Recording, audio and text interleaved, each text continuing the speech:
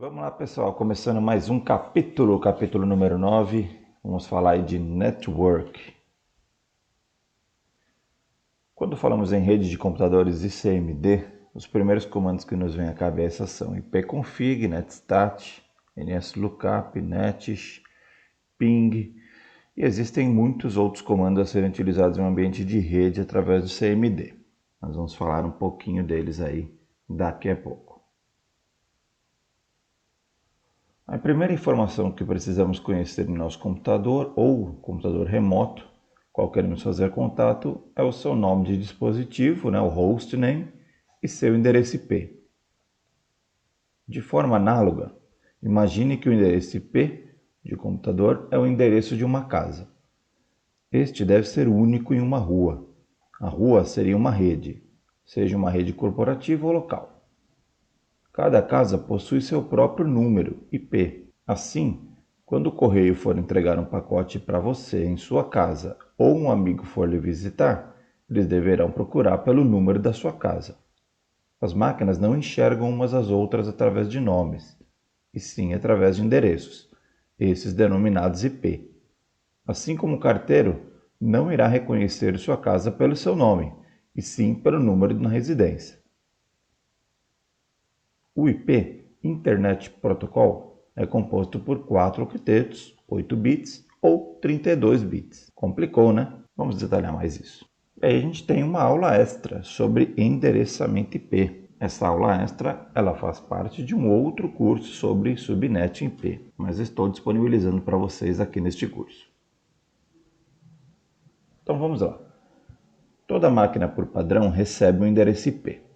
O endereço IP ele tem o seguinte formato: representação decimal, que é aqueles números que a gente consegue enxergar ali, 192, 168, 10, 100.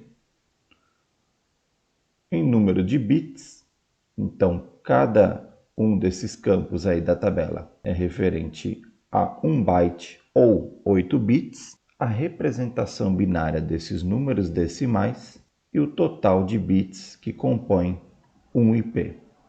São 32 bits. Legal. E por que 32 bits? O que é um bit? Um bit, simplificação para dígito binário, é a menor unidade de informação que pode ser armazenada ou transmitida. Ele pode assumir somente dois valores, duas possibilidades, 0 ou 1, ligado ou desligado. E o que é um byte? Byte nada mais é do que um conjunto de 8 bits, ou mais conhecido como um octeto. Se um bit tem dois valores, um byte é 2 elevado a 8, que são igual a 256 possibilidades.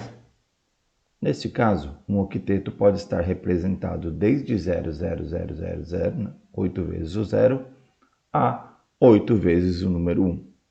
São 256 possibilidades. Quer ver? Vamos colocar um octeto em uma tabela para ver quantas possibilidades temos de representá-lo e depois convertendo esses valores para decimal para ver o seu resultado. Então aqui, pessoal, a gente colocou uma tabela e nessa tabela nós vamos preencher com os números de 0, 8 vezes o 0 até 8 vezes o 1. Então, só para se ter uma ideia, a gente começa com todos os campos em 0.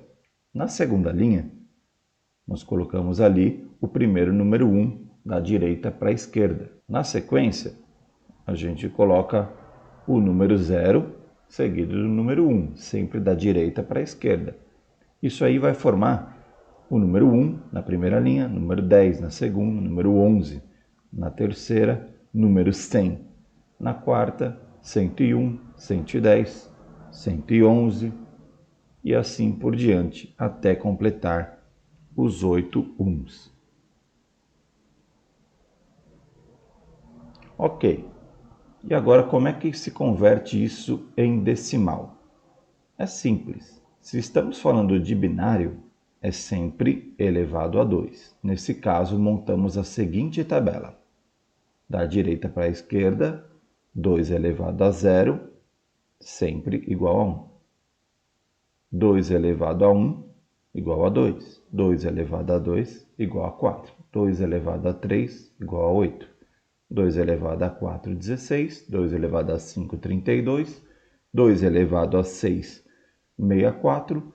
E 2 elevado a 7, 128. Então, a nossa tabelinha para endereçamento IP será sempre com esses valores.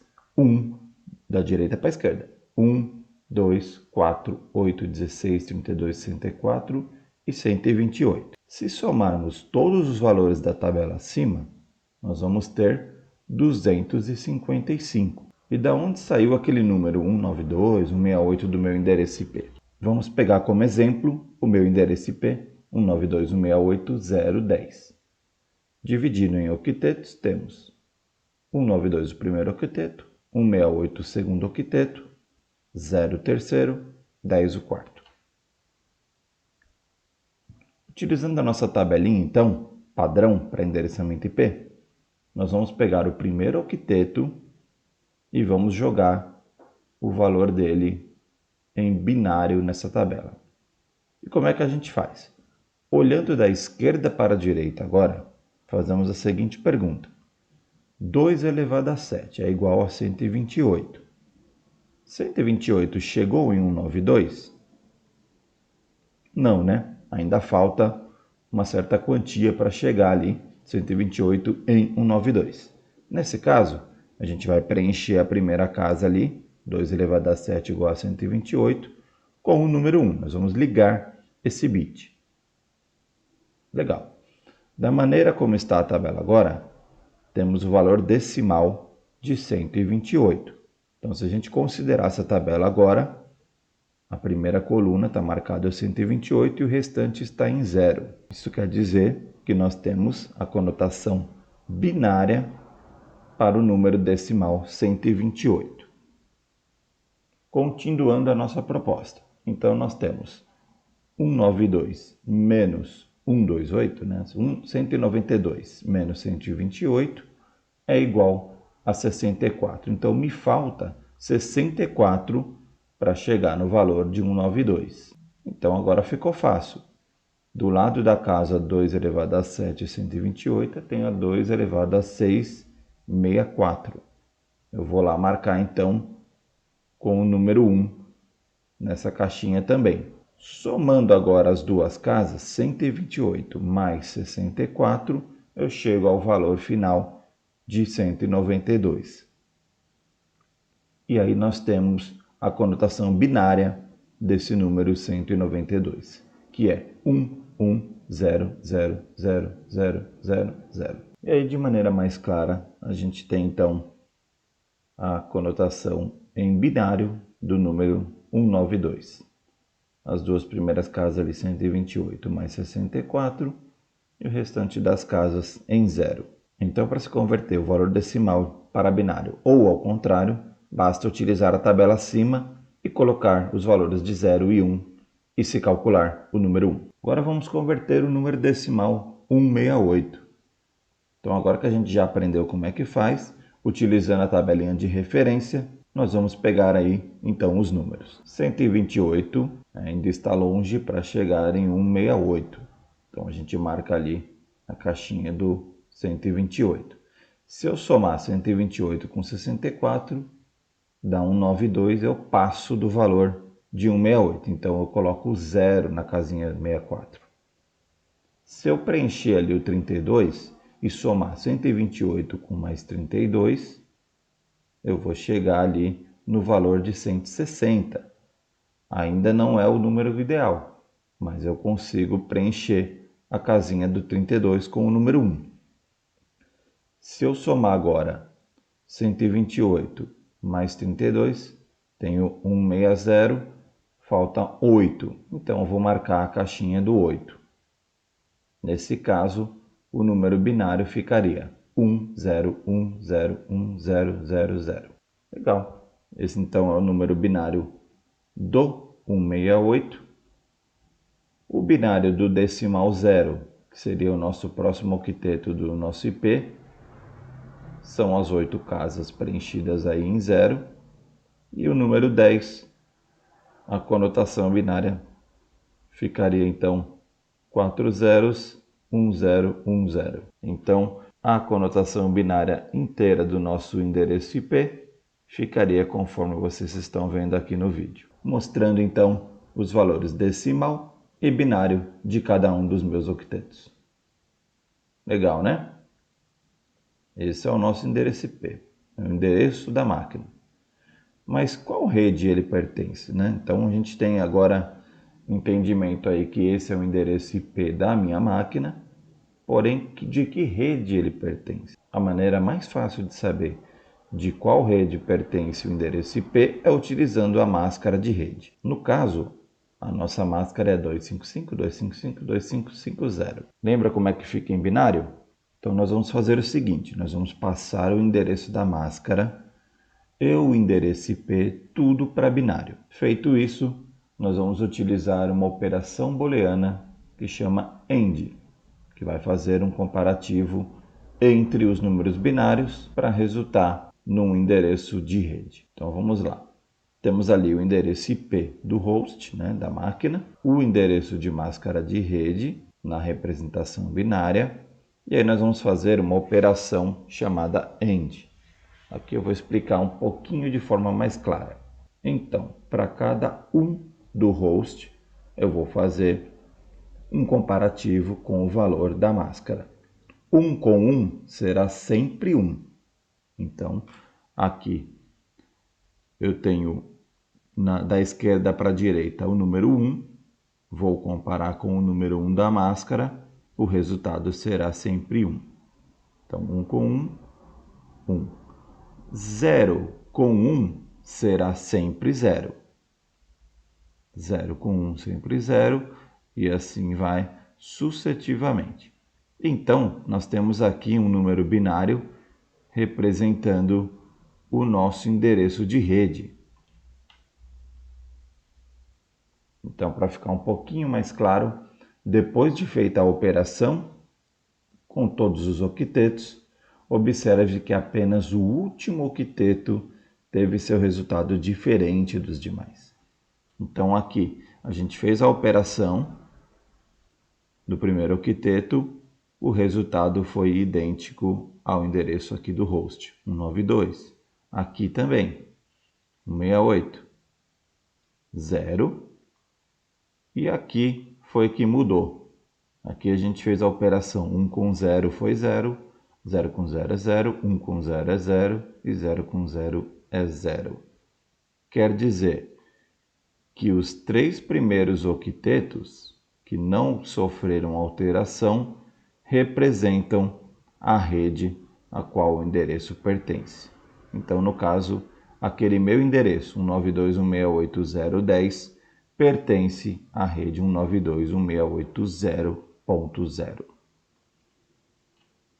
E desta forma, há 255 possibilidades de endereços de host nessa rede. Então, a nossa rede ficaria representando ali 192.168.0.0/24 e os endereços de host que vão de 192.168.0.1 até 192.168.0.255, sendo que este último é usado para broadcast. Bom, visto que esse não é um curso de endereçamento, tá ok, pessoal? É uma aula extra. Nós vamos partir então para o nosso foco lá no CMD. Espero que tenham gostado dessa aulinha extra. Agora que já entendemos o significado de endereço IP, vamos utilizar alguns comandos para identificar a qual rede nossa máquina pertence. O primeiro deles é o ipconfig. O comando traz informações como endereço do host, máscara de rede, IP do gateway, DNS, sufixo. No caso da minha máquina, aqui no exemplo, é 192.168.15.199. Assim como outros comandos, o ipconfig também pode ser utilizado com outros parâmetros. Como, por exemplo, para visualizar além da interface de rede principal, você pode adicionar o parâmetro /all para visualizar as configurações de todas as interfaces de rede disponíveis no computador. Por exemplo, se você tem aí adaptador VPN ou você tem uma placa de rede wireless, você vai visualizar isso quando você colocar o parâmetro /all. Vamos falar agora do comando ARP. O trabalho do protocolo ARP, Address Resolution Protocol, é mapear endereços IPs, endereços lógicos, para endereços MAC, endereços físicos. Ele fornece um método para máquinas em uma rede LAN se comunicarem sem conhecer nenhum endereço e cria um cache de informações conhecidos como uma tabela ARP.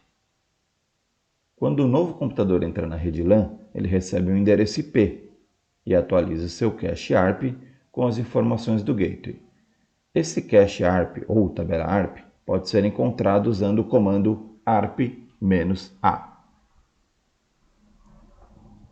E aí eu estou mostrando para vocês a saída do comando da minha máquina. Então a gente vê ali que tem o meu endereço de gateway, que é 192.168.110. Tem o endereço físico, o endereço da placa de rede desse meu gateway. Aí eu tenho ali o endereço de broadcast, que é o 100.255. Tem alguns endereços multicast ali também. Nossos computadores estão constantemente conversando com outras máquinas na rede e na internet. Isso se deve aos serviços em execução e à troca de informações entre eles. Uma conexão pode ser feita através de um determinado protocolo. Protocolo este pode ser TCP, UDP, IP e ICMP, utilizando uma determinada porta de comunicação. Um exemplo simples. Quando você abre seu navegador para pesquisar ou acessar algum site, você está abrindo uma conexão HTTP na porta 80 do servidor da web.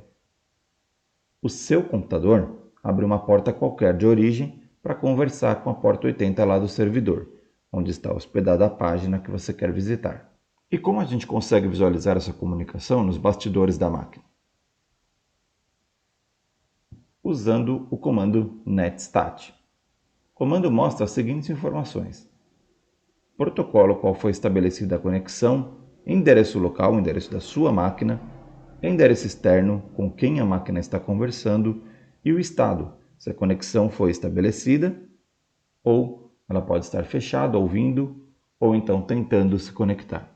Em um servidor, por exemplo, poderá haver milhares de conexões dessas, sendo quase impossível, a olho nu, via o terminal, você identificar as comunicações. E aí você pode utilizar um daqueles comandinhos, e os nossos operadores, para facilitar sua vida e filtrar o resultado que você quer visualizar. Então, por exemplo, supondo que eu esteja buscando uma conexão com algum servidor FTP, eu poderia utilizar o netstat da seguinte maneira: netstat, o comandinho ali pipe e o comando findstream FTP.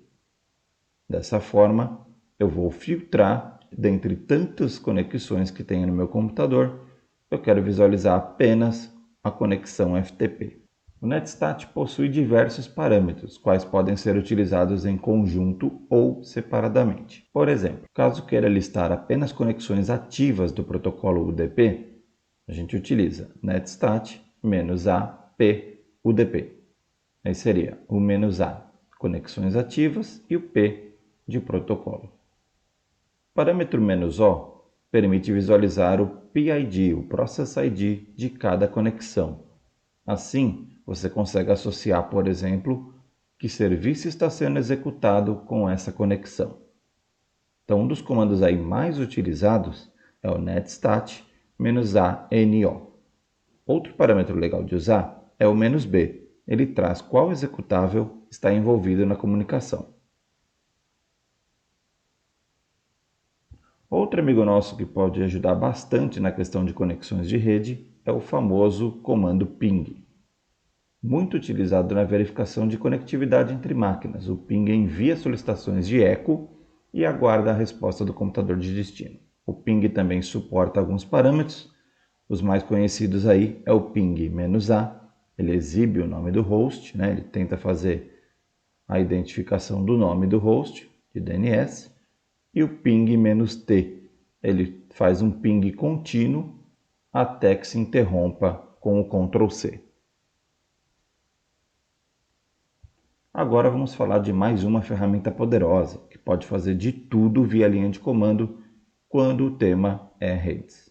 O comando é o netsh. O NetSH é um utilitário de script de linha de comando que permite exibir ou modificar as configurações de rede de um computador em execução. Ele interage com outros componentes do sistema operacional usando arquivos DLL. Cada DLL auxiliar do NetSH fornece um amplo conjunto de recursos chamado de contexto. Cada contexto em si abrange uma determinada funcionalidade de rede, por exemplo, configuração de IP, LAN, firewall. O DHCP-mon.dll, por exemplo, fornece o NetSH com o contexto e o conjunto de comandos necessários para configurar e gerenciar servidores DHCP. Para obter esses contextos, digite o comando NetSH e pressione Enter. Se tiver alguma dúvida, digite o /interrogação, pressione Enter novamente. Uma lista com algumas opções será fornecida. Você pode digitar o comando diretamente em uma linha ou ir navegando pelos contextos. Aí alguns exemplos. Para exibir, por exemplo, a senha da sua rede Wi-Fi ou da rede onde você está conectado, substitua o SSID pelo nome da rede wireless. Então o comandinho ficaria netsh wlan show profile, o nome do SSID da rede, key igual clear. E aí a gente vê no canto esquerdo da tela que ele mostrou para a gente ali o número de SSID, o nome dessa rede, que tipo de rádio, que tipo de rede, tipo de autenticação, e lá embaixo tem uma palavrinha chamada key content, que é onde está a nossa senha em modo clear text, ou seja, você consegue visualizar a senha que você utiliza aí no seu Wi-Fi. Do lado direito é o comandinho ali, como é que ele é feito. No caso, o profile SSID, no meu caso, o meu SSID é o CCV. Em caso de problemas de rede de internet, o comando a seguir pode ajudar a remover e reinstalar os protocolos TCP/IP defeituosos ou configurados incorretamente. Então basta digitar esse comandinho netsh int de interface IP reset. Você pode também exportar as configurações de rede atual para importá-las quando necessário. Para isso, basta exportar executando o seguinte comando: netsh -c interface dump, sinalzinho de maior, e o caminho onde você vai salvar o arquivo. No caso de importar essas configurações, você vai utilizar o netsh -f e o caminho de onde está o arquivo de configuração. Outro uso comum do netsh é a configuração de IP dos adaptadores de rede. Para exibirmos os nomes das interfaces, utilizamos netsh interface IPv4 show interface. A gente vai visualizar, note que a interface index 1 é referente à interface de loopback e a index 10 é referente a meu adaptador de rede Ethernet. Ok, vamos configurar então a interface de rede, no meu caso aí a Ethernet, para a origem DHCP. Para isso eu vou digitar o comando netsh interface IPv4 set address name. Aí eu vou colocar o nome do meu adaptador de rede, no meu caso é Ethernet, e a origem source igual DHCP. Aí você visualiza ali o comando e ele já mostra aqui, foi habilitado o DHCP e ele recebeu um IP do meu servidor. Podemos também ativar ou desativar o firewall do Windows com o netsh. Para isso, a gente digita aí o comando netsh adv firewall set current profile state on. Para desativar, a gente modifica ali o state para off. Podemos também registrar as atividades do firewall em log. Da mesma maneira que a gente faz pela interface gráfica, podemos fazer também pela linha de comando do netsh. O comando tracert é usado para ver visualmente um pacote de rede sendo enviado e recebido. e a quantidade de saltos necessários para que o pacote chegue ao seu destino. Sua sintaxe é tracert e o endereço de destino. Então, por exemplo, ali eu dei um tracert até o endereço do google.com. Aí a gente visualiza que ele deu ali 8 saltos até chegar ao destino dele, passando pela interface do meu roteador, seguindo pelos roteadores da internet até chegar ao Google. As versões mais recentes do Windows 10 traz nativamente um fantástico analisador de tráfego. Para quem já brincou aí com o Wireshark, por exemplo, o Wireshark é um analisador de protocolo para o Windows interface gráfica, assim como o T-Shark é um analisador de protocolos para os ambientes Unix. No caso do Windows 10, a gente tem um cara chamado Packetmon, ou Packet Monitor. É uma ferramenta de linha de comando introduzida a partir da versão 18.09 do Windows 10.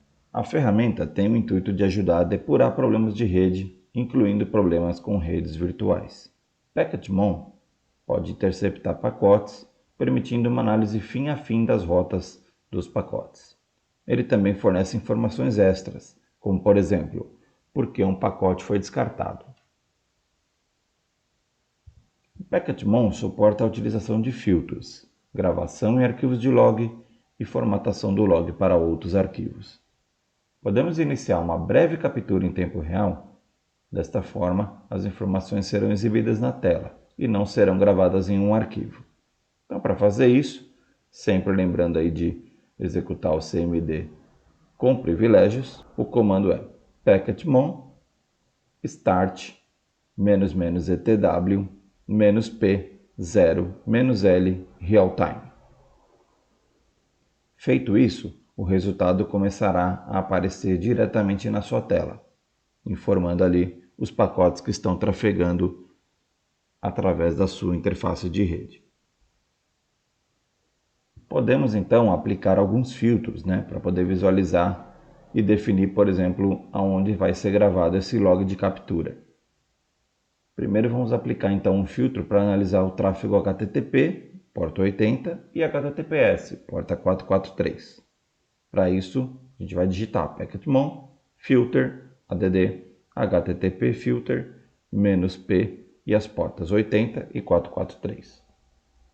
Para visualizar então os filtros que estão configurados, a gente digita packetmon filter list. Podemos também, com o comando packetmon, listar, identificar a nossa interface de rede. Para isso a gente digita packetmon comp list. Então a gente identificou ali pelo ID que a nossa interface é a de número 43.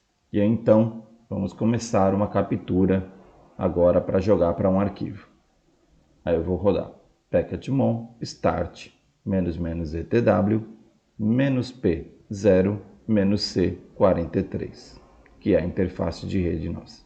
Ele começou a rodar e aí ele já gera ali um nome de arquivo packetmon.etl, que é padrão. Então, só explicando, aqueles comandos que a gente executou, o packetmon start inicia o processo de captura, o -etw monitora todas as portas, o -p0 captura pacotes inteiro, ao invés de apenas os primeiros 128 bytes, e o -c43 é a interface de rede que está em uso. Para parar uma coleta, basta digitar pktmon stop. Ok, vamos visualizar então o que foi capturado nesse primeiro teste. Para isso, nós vamos precisar formatar, ou converter o arquivo ETL em um arquivo texto.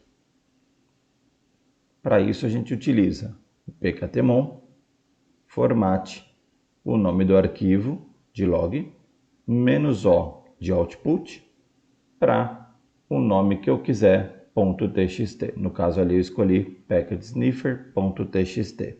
E a gente visualiza no cantinho direito da tela, eu abri no bloco de notas o resultado dessa coleta. E aí, para os mais aficionados, a gente pode formatar o arquivo para o modelo PCAP. E aí ele pode ser aberto pelo Wireshark. Fica muito mais fácil a visualização para quem já está acostumado. Para isso, é só digitar pktmon, pkpng e o nome do arquivo de log gerado, pktmon.etl. E aí ele vai gerar o arquivinho com a extensão pkpng. E ali no canto direito, a gente observa o log aberto lá no Wireshark. Muito bem, agora que conhecemos algumas ferramentas, podemos utilizá-las em conjunto para obter informações a respeito de uma determinada máquina ou servidor, por exemplo.